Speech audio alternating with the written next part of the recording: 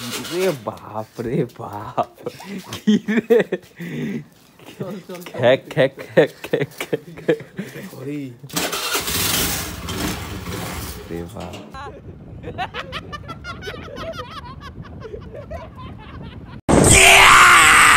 Hey everyone, welcome to Incredible Thoughts। আজকে হলো 6 তারিখ আর আজকে আমার মিনি ব্লগের 3rd দিন। তো চলো আজকেও রোজকের মতো চলে গেলাম গঙ্গায় যাওয়ার পরে আজকে তোমাদের জন্য নতুন কিছু স্পেশাল রয়েছে। এখানে লোকজন কিভাবে ব্যবহার করে আমরা এনজয় করি দিনটা, সেটা তোমাদের সাথে দেখানো।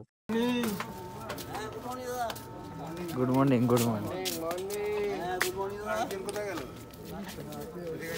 Good morning.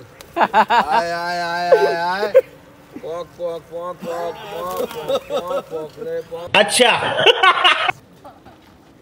রে কত আমরা দূর? যেটা স্নান করি সেটা হলো রানী রাসমণির মন্দিরের ঘাট, আর পাশেই রয়েছে শ্মশান ঘাট। শ্মশান ঘাটে মরা পুড়িয়ে তারপর শ্মশান ঘাটের লোকগুলো আসে এখানে স্নান করতে। স্নান করার পরে তার যে জামা কাপড়গুলো হয় সেগুলো পুরো ঘাটের মধ্যেই ফেলে রেখে চলে যায়। যেমন ডাস্টবিন রয়েছে, কিন্তু ডাস্টবিন এখানে কেউ ব্যবহার করে না। আমার রিকোয়েস্টটা হলো এটাই যে নিজের পরিবারের আত্মীয় স্বজনের অন্তিম সংস্কার করো, ঠিক আছে, কিন্তু গঙ্গার অন্তিম সংস্কার করো। তারপরে আমরা চলে গেলাম জগন্নাথ মন্দিরে, আর এখানে রয়েছে সুদর্শনজি, আর তার ওপরে ঠিক ওপরে রয়েছে কৃষ্ণের 10টি অবতার।